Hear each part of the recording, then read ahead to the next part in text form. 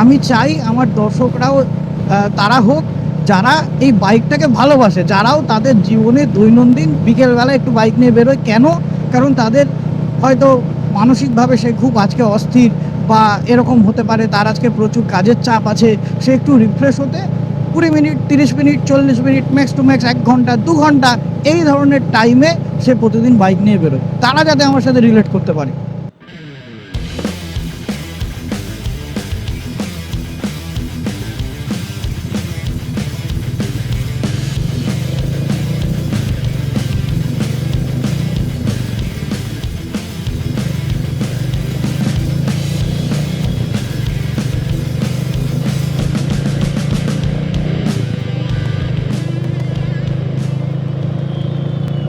নমস্কার বন্ধুরা, আমার ডেইলি জার্নির ব্লগে আপনাদের সবাইকে স্বাগত। আপনারা নিশ্চয়ই রাস্তা দেখেই বুঝতে পারছেন আমি কোথায় এসে গেছি। আমি এসে গেছি কল্যাণী এক্সপ্রেসওয়েতে। হ্যাঁ, আপনারা বহুবারই এই রাস্তাটা দেখেছেন আমার ব্লগে, আপনারা প্রায় সময় এই কল্যাণী এক্সপ্রেসওয়ে দেখে নিয়েছেন। বাইকার লাইফস্টাইলের দুটো অর্থ হয়, কেউ বাইক নিয়ে সবসময় দূরে দূরে যায়, আর কেউ বাইকটাকে তার রিফ্রেশমেন্টের আইটেম হিসাবে ব্যবহার করে। আমি কিন্তু দ্বিতীয় নম্বর, আমি বাইকটাকে নিয়ে রিফ্রেশমেন্টের আইটেম হিসাবে ব্যবহার করি। তার জন্য প্রতিদিন দূরে কোথাও যাওয়ার দরকার পড়ে না। এবং আমি এই ডেইলি লাইফে যে বাইকটায় চড়ি, যখনই চড়ি তখনই আমার মনটা ভালো হয়ে যায়। আসলে বাইক যারা ভালোবাসে তারা এই কারণেই বাইকটা নেয়। মানে সত্যি কথা বলতে, যার ফ্যামিলি লাইফ আছে সে কিন্তু প্রতিদিন চাইলেই দূরে কোথাও যেতে পারবে না বাইকটা নিয়ে। এবং আমার তো সম্ভবই নয়, কারণ আমার প্রধান কাজ তো বাইক চালানো না। বাইক চালানো আমার একটা হবি। আমার প্রধান কাজ হলো পড়ানো, এবং আমি সেটা করি। আমি স্টুডেন্টদেরকে একটা পড়াই এবং সেই পড়ানোর মাধ্যমে তাদের এগিয়ে নিয়ে যাওয়ার চেষ্টা করি। আমি আমার এই চ্যানেলে যতটা সম্ভব রিয়েল থাকার চেষ্টা করি, অর্থাৎ যেটা সম্পূর্ণ আমার মনের কথা সেটাই আপনাদেরকে বলার চেষ্টা করি। যে আমি এই চ্যানেলটার মাধ্যমে কি বোঝাতে চাই যে বাইকটা আমাকে কেন ফ্রিডম দেয়, বাইকটা আমাকে কিভাবে ফ্রিডম দেয়, বাইকটাকে মানুষ এত ভালোবাসে কেন, যারা যারা বাইক লাভার হয় তারা বাইকটাকে ভালোবাসে কেন, বাইক কি সহায়তা করে একটা মানুষের পার্সোনালিটিতে, একটা মানুষের ক্যারেক্টারে কি পরিবর্তন আনে বাইকটা। এবং সেই কারণে আমার রিয়েল লাইফ যে ঘটনাগুলো ঘটে, যেমন আমি এখন প্রথমে যাব ফুয়েল আপ করাতে, কারণ আগের দিন ফুয়েল আপ হয়নি। আপনারা জানেন রিলায়েন্স পেট্রোল পাম্প বলেছিল যে সেখানে অনলাইন পেমেন্ট হবে না, সেখানে কেবলমাত্র ক্যাশ পেমেন্ট হবে। তো সেই কারণে আমি এখন এই কল্যাণী এক্সপ্রেসওয়ের উপর যে রিলায়েন্সের পেট্রোল পাম্পটা আছে সেখানে যাব এবং সেখান থেকে ফুয়েল আপ করাবো।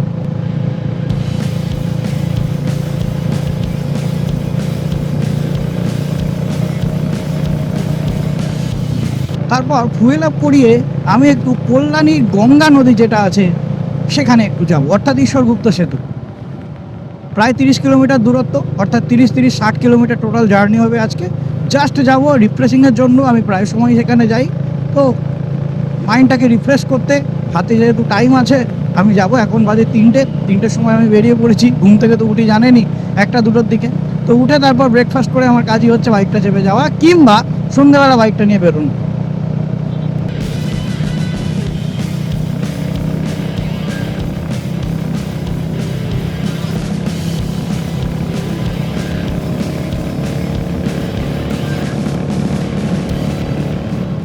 তো আমি এবার এই জায়গাটা থেকে বাঁক নেব।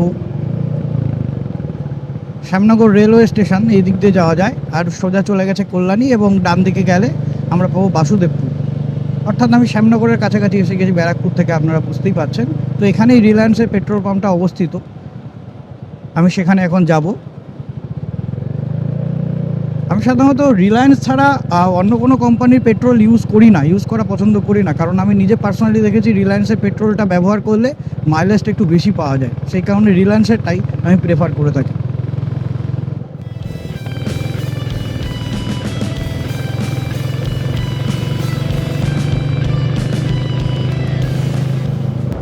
আমার ফুয়েল রিজার্ভে চলে এসছে, একদম পেট্রোল পাম্পে আসলাম, ফুয়েল রিজার্ভে আসলো।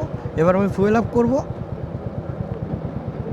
এবং তারপর আবার সোজা বেরিয়ে যাব। ফুল ট্যাঙ্কি দিও 102 টাকা।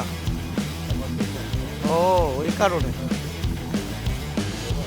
না, ঠিক আছে, ওকে। সামনে এগিয়ে দিচ্ছি। কত? 881-45।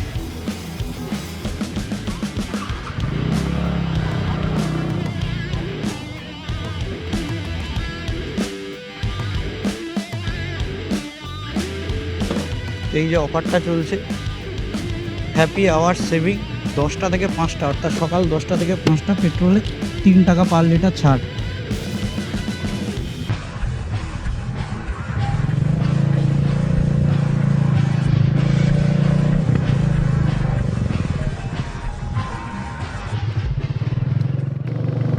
ভালো জিনিস, কিন্তু রিলায়েন্সের পেট্রোল আবার অফার দিচ্ছে। তার মানে কি? তার মানে পরবর্তীকালে রিলায়েন্স কোনোভাবে আমাদের সাধারণ জনগণের গলা কাটবে। আসলে একটা কথা আছে, ফ্রিতে খাবার কেবলমাত্র বড়শির ডগাতেই পাওয়া যায়। সুতরাং এই অফার, ডিসকাউন্ট, ফ্রি এই সমস্ত জিনিসপত্র যখন পাবেন তখন বুঝবেন বড়শির ডগা সেটা বটেই।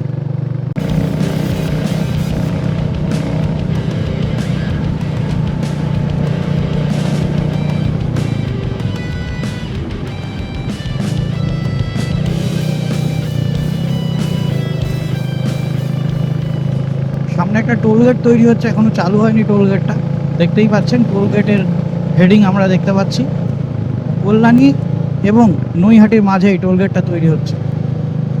প্রায় হয়ে গেছে কাজ, কিছুদিনের মধ্যেই চালু হয়ে যাবে।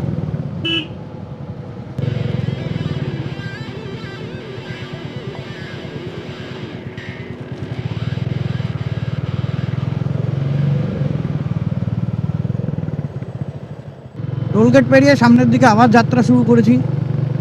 এখনও প্রায় 15 কিলোমিটার মতো বাকি, অর্থাৎ কল্যাণী যে ঈশ্বরগুপ্ত সেতু সেটায় পৌঁছতে। দেখা যাক।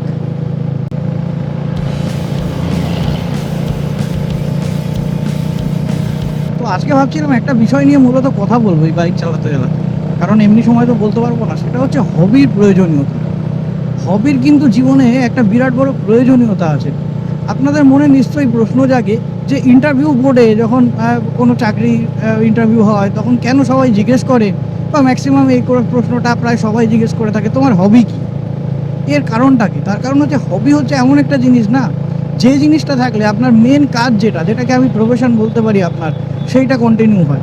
কেউ যদি বলে তার প্যাশন আর প্রফেশন একই রকম, তাহলে প্যাশন যখন প্রফেশন হয়ে যায়, অন্তত আমি আমার অভিজ্ঞতা থেকে বলতে পারি যে সেটা প্যাশন থাকে, এমন নয় যে সেটা প্যাশন থাকে না। প্যাশন থাকে, কিন্তু প্রফেশন হওয়ার আগে প্যাশনের লেভেলটা যা ছিল, আমি যদি সেটাকে 1 to 10-এর মধ্যে স্টার দিয়ে মার্ক করি, তাহলে সেটা যদি আগে 10 স্টার থাকে, তাহলে এখন সেটা 5 থেকে 6 স্টারে নেমে যায়। তো এই কারণে হবি হচ্ছে এমন একটা জিনিস যেটা প্রফেশনের বাদে থাকে, অর্থাৎ যেটা করতে গেলে আপনার কোনো টাকার চিন্তা হবে না, যেখান থেকে যদি আপনি আর্ন করেন, ধরে নিয়ে আপনি আর্ন করছেন, কিন্তু কোনো দিন আর্ন করলেন না, কোনো দিন কম আর্ন করলেন, কোনো দিন বেশি আর্ন করলেন, এটা আপনার মনে কোনো এফেক্ট ফেললো না, সেই জিনিসটা হচ্ছে হবি। আর হবি কেন প্রয়োজন? হবি প্রয়োজন তার কারণ একটা খুব প্রচলিত কথা আছে, সেটা হচ্ছে ফাঁকা মাথা শয়তানের বাসা। অর্থাৎ ফাঁকা মাথায় যত কুবুদ্ধি, যত দুশ্চিন্তা, এইগুলো আমাদের জন্ম নেয়।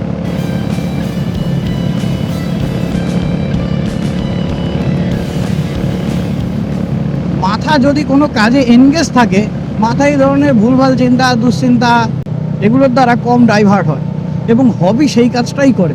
অর্থাৎ আপনি যে প্রধান কাজ করছেন আপনার জীবনের, সেই কাজটার পর আপনার যে ফাঁকা সময় থাকছে, সেই ফাঁকা সময়টা নিজেকে খুঁজে পাওয়া যায়, নিজেকে চেনা যায়, সেলফ রিয়ালাইজেশন করা যায় এই হবির মাধ্যমে। আমার যেমন এখন বর্তমানে এই বাইক চালানোটা হচ্ছে আমার প্যাশান, বা বাইক নিয়ে এই যে ঘুরতে বেরোনো কিছুক্ষণের জন্য সামান্য স্ট্রেচে, এটা হচ্ছে আমার প্যাশান।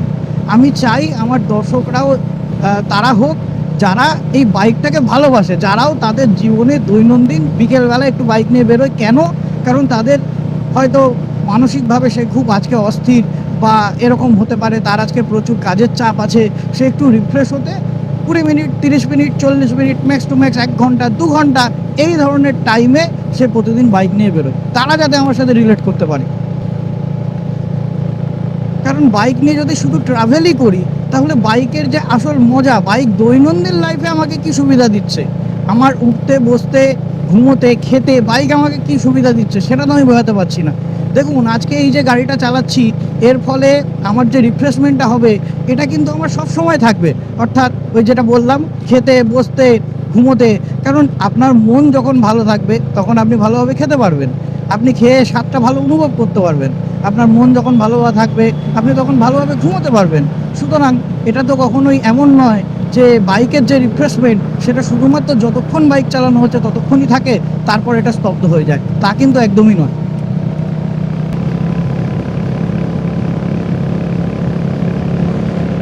কল্যাণী এখনো 10 কিলোমিটার এখান থেকে। আমি চলেছি আমার বন্ধুকে সাথে নিয়ে।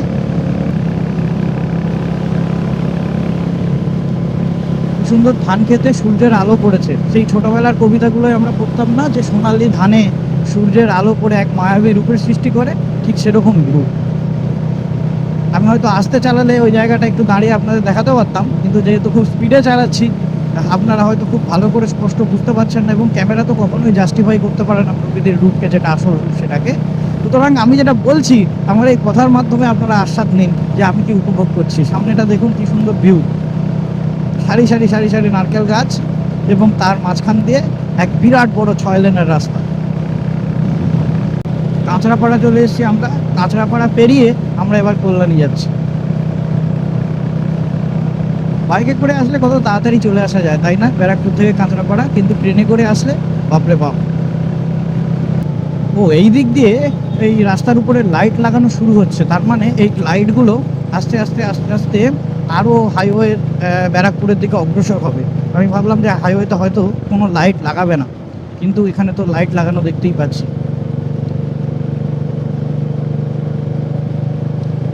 ব্রিজের কনস্ট্রাকশনের কাজ চলছে, তার তলা দিয়ে আমরা এখন যাব। কল্যাণী শহরটা কিন্তু পাল্টে গেছে, যবে থেকে এমস হয়েছে তবে থেকে কল্যাণী শহর পাল্টে গেছে। এমনিতেই খুব সুন্দর একটা শহর ছিল কল্যাণী বরাবরই, তার কারণ আমরা জানি আমাদের ডাক্তার বিধানচন্দ্র রায় তার পরিকল্পনা মাফিক তৈরি করা একটা গ্র্যান্ড সিটি হচ্ছে কল্যাণী। তো স্পিড লিমিট 20 কিলোমিটার/আওয়ার বলছে, সেই কারণে আমি কিন্তু আমার স্পিডটা কমিয়ে নেব। আমি 40 রাখবো, কারণ 40 কমে তো চালানো যায় না, তখন পিছন থেকে যে গাড়ি আসছে তার আমার স্পিডটা জাজ করতে প্রবলেম হবে। 40 to 60-র মধ্যে আমি রাখার চেষ্টা করব। এবং আমি টার্ন নেওয়া তো যেতেই পারে, কিন্তু টার্ন নেওয়া বোধ হয় আমার ঠিক হবে না। আমি সামনে আরেকটু এগিয়ে যাই। রাস্তার নিয়মগুলো প্রতি মুহূর্তে প্রতিনিয়ত আমি মেনে চলার চেষ্টা করি, প্রতিনিয়ত। তার কারণ রাস্তায় নিয়ম মেনে চললে প্রথম কথা নিজের একটা ভালো লাগে, এবং তার সাথে সাথে অন্যান্য যারা ড্রাইভার আছে রাস্তায়, যারা গাড়ি চালাচ্ছে বা বাইক চালাচ্ছে, তাদেরও অনেক সুবিধা হয়।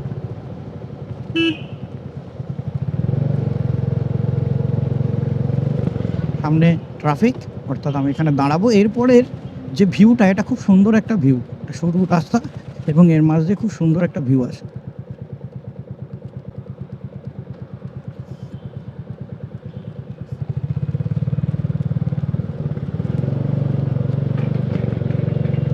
এনফিল্ডটা নেওয়ার পর আমাকে একদিনও পুলিশ চেক করতে দাঁড়ই করায়নি।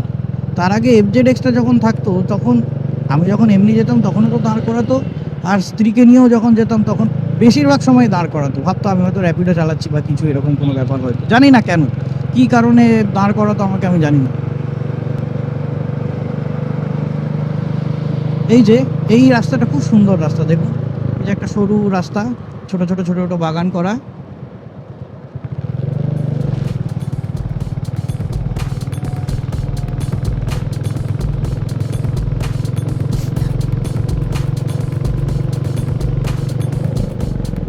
আমি প্রথমে যখন এখানে এসেছিলাম আমি ভুল করেছিলাম এইটা গঙ্গা নদী ভেবে।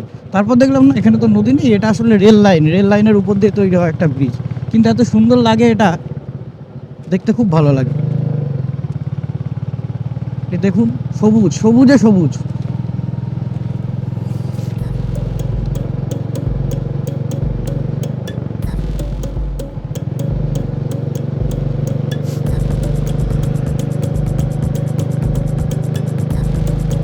খুব সুন্দর লাগে, এই জায়গাটা দিয়ে চালাতে খুব ভালো লাগে।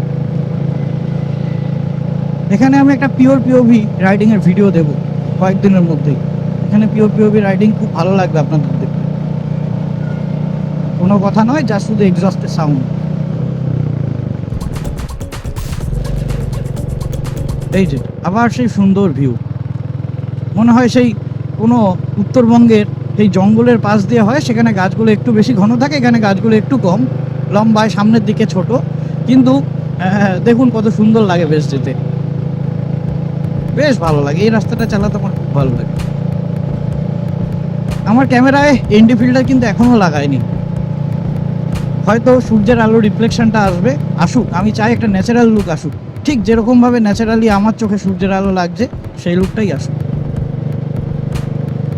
এরপরে কিন্তু আবার রাস্তাটা বেশ শুরু এবং বেশ জনবহুল, যানবাহন বহুল।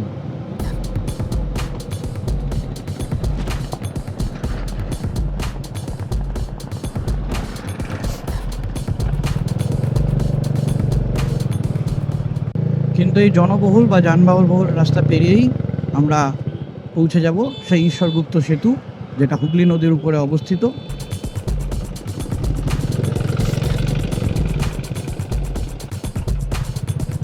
সামনের কনস্ট্রাকশন ট্রাকটি বেশ সুন্দর ধুলো পাউডার উড়াতে উড়াতে যাচ্ছে এবং আমরাও ধীরে ধীরে তার পেছনে চলেছি। ব্রিজের কনস্ট্রাকশন চলছে, কত মানুষ, কত যন্ত্র, কত মেশিন দেখতে পাই, আর মেশিনের প্রতি ভালোবাসা আমার বরাবরই আছে।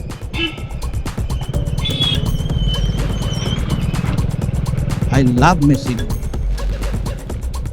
এখানে অটো কিংবা 4 চাকা এগুলো থেকে একটি টাকা নেওয়া হয়, কিন্তু বাইক থেকে নেওয়া হয় না। বাইকের কত সুবিধা দেখেছেন, টোল দিতে হয় না, এই ধরনের জায়গাগুলোতে টাকা নেওয়া হয় না, কারণ এই টাকাগুলো কোন কাজে লাগে এই বিষয়ে আমরা সবাই জানি।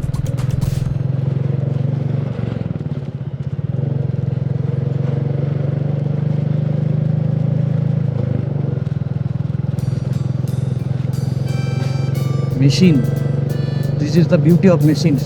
সেই ছোটোবেলায় লেগোর ব্লক দিয়ে যখন সাজাতাম, ঠিক সেরকমই লাগছে যে লেগোর ব্লক দিয়ে একটার পর একটা করে সাজানো হচ্ছে সুন্দর করে। চলে এসেছি আমরা ঈশ্বরগুপ্ত সেতুতে। এখানে কি দাঁড়ানো অ্যালাউড?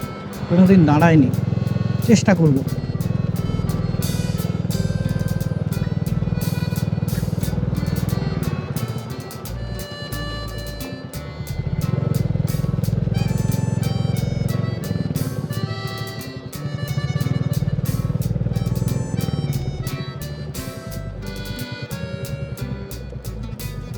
চেষ্টা তো করতেই পারি,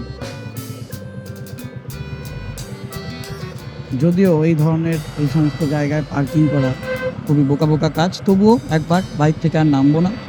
ছোট্ট করে দেখিয়ে দিই, এই যে হুগলি নদী যাচ্ছে এবং দেখতে পাচ্ছেন নিচ থেকে কনস্ট্রাকশন শুরু হচ্ছে নতুন ব্রিজের। কত বড় বড়, কত উঁচু উঁচু মেশিন, অর্থাৎ ক্রেন, কিন্তু প্রত্যেকটাই হচ্ছে মেশিন। হুগলি নদী আমাদের মা, আমাদের ভারতের নদী মাতৃকা। তো এই সম্পর্কে আর নতুন করে আপনাদের পরিচয় তো করানোর প্রয়োজন পড়ে না। একটা নদীর কত গুরুত্ব আমার মতো সুন্দরবনে যারা বাস করে বা নদীর পাশাপাশি যারা বাস করেছে জীবনের কোনো কালে, তারা খুব ভালো করেই জানে যে কেন নদীর পাশের লোকেরা নদীকে মা হিসাবে পুজো করে।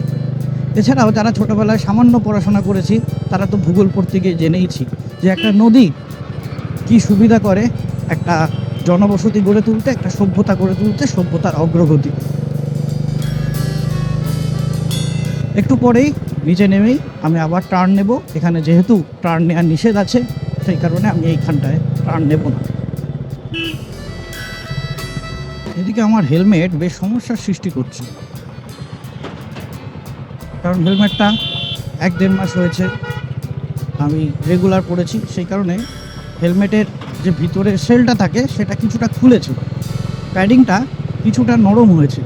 এই প্যাডিংটা কিছুটা থিন হওয়ার জন্য বারবার আমার মুখ থেকে নেমে যাচ্ছে, এবং সামনে যেহেতু ক্যামেরা আছে, ক্যামেরার একটা ভার তো থাকেই, সেই ওয়েটটার জন্য হেলমেটটা একটু নিচের দিকে নেমে যাচ্ছে। বারবার আমার উপরে করে, এই যে এরকম উপরের দিকে করে হেলমেটটাকে তুলতে হচ্ছে।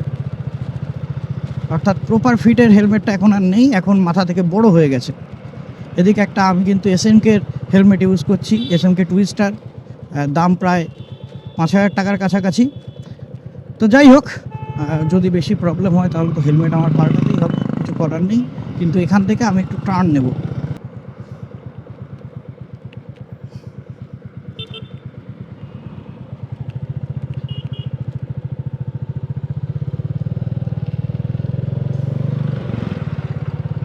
টার্ন নিয়ে সোজা চললাম আবার বাড়ির দিকে।